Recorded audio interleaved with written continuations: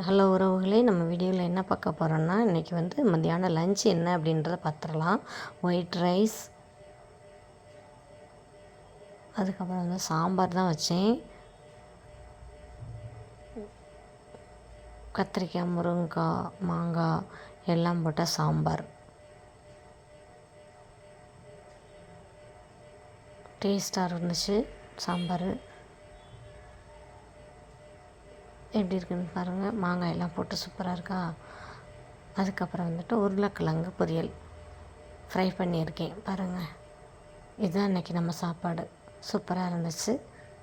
Okay friends, இந்த video உங்களுக்கு பிடிச்சிருந்துச்சுன்னா லைக் பண்ணுங்கள், கமெண்ட் பண்ணுங்கள், ஷேர் பண்ணுங்கள். உங்கள் வீட்டில் இன்றைக்கி என்ன லஞ்ச் அப்படின்றத கமெண்ட் பாக்ஸில் சொல்லுங்கள். ஓகே, அனைவருக்கும் இனிய அட்வான்ஸ் தீபாவளி வாழ்த்துக்கள் நண்பர்களே.